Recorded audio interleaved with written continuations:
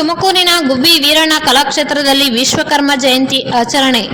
ಕರ್ನಾಟಕ ರಾಜ್ಯ ಕಮ್ಮಾರ ಒಕ್ಕೂಟದ ವತಿಯಿಂದ ತುಮಕೂರಿನಲ್ಲಿ ವಿಶ್ವಕರ್ಮ ಜಯಂತಿಯನ್ನು ಆಚರಿಸಲಾಯಿತು. ಈ ಸಂದರ್ಭದಲ್ಲಿ ಎಲ್.ಎನ್. ಮಂಜುನಾಥ್ ರವರು ಮಾತನಾಡಿ, ಕಮ್ಮಾರನಿಗೆ ಸರ್ಕಾರದಿಂದ ಯಾವ ಸವಲತ್ತು ಸಹ ಸಿಗುತ್ತಿಲ್ಲ. ಜಗತ್ತಿಗೆಲ್ಲ ಕಮ್ಮಾರ ಬೇಕು. ಕಮ್ಮಾರನ ಕುಟುಂಬಕ್ಕೆ ಯಾವ ಸೌಲಭ್ಯವೂ ಸಹ ಸಿಗದಂತಾಗಿದೆ.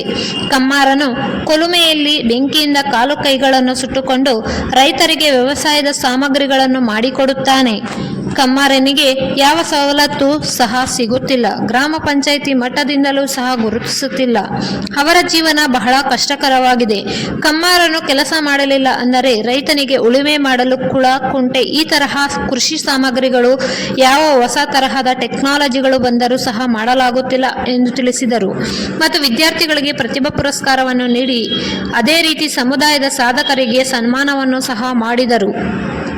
ಈ ಸಂದರ್ಭದಲ್ಲಿ ಕರ್ನಾಟಕ ರಾಜ್ಯ ಪ್ರಧಾನ ಕಾರ್ಯದರ್ಶಿಯಾದ ಎಲ್.ಎನ್. ಮಂಜುನಾಥ್, ವಿಶ್ವಕರ್ಮ ನಾಮನಿರ್ದೇಶಕರಾದ ಗೋವಿಂದರಾಜು ಆರ್, ನಿವೃತ್ತ ಸೈನಿಕ ಚಂದ್ರಶೇಖರ್, ಸಂಜೀವ್ ಕಮ್ಮಾರ್, ತೋವಿನಕೆರೆ ಕರವೇ ಅಧ್ಯಕ್ಷರಾದ ರಘುನಂದನ್ ಹಾಗೂ ರೈಲ್ವೆ ಖಾತೆ ಮತ್ತು ಜಲಶಕ್ತಿ ಖಾತೆ ಭಾರತ ಸರ್ಕಾರ ವಿ. ಸೋಮಣ್ಣನವರು, ವಿಧಾನಸಭಾ ಕ್ಷೇತ್ರ ಶಾಸಕರಾದ ಜ್ಯೋತಿ ಗಣೇಶ್, ಜಿಲ್ಲಾಧಿಕಾರಿಗಳಾದ ಶುಭಾ ಕಲ್ಯಾಣ್, ತಹಶೀಲ್ದಾರರಾದ ರಾಜೇಶ್ವರಿ, ವಿಶ್ವಕರ್ಮ ಅಧ್ಯಕ್ಷರಾದ ನಾಗರಾಜ್ ಆಚಾರ್ ಮತ್ತು ಸಮುದಾಯದ ಗಣ್ಯಾತಿ ಗಣ್ಯರು ಉಪಸ್ಥಿತರಿದ್ದರು.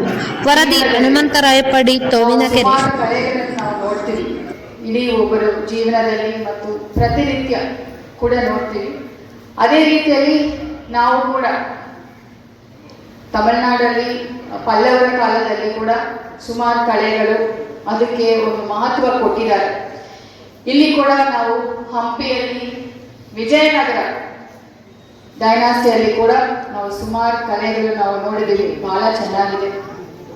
ಎಲ್ಲಕ್ಕಿಂತ ಹೆಚ್ಚಾಗಿ ನಮ್ಮ ತುಮಕೂರು ಜಿಲ್ಲೆಯಲ್ಲಿ ಕೈಗಾಲದಲ್ಲಿ, ತಿತ್ತೂರು, ಅರಳುಗುಪ್ಪೆಯಲ್ಲಿ ಅದು ಎಷ್ಟು ನೋಡಿದ್ರೂ ನಮಗೆ ಅದು ಸಮಾಧಾನವೇ ಆಗಲ್ಲ.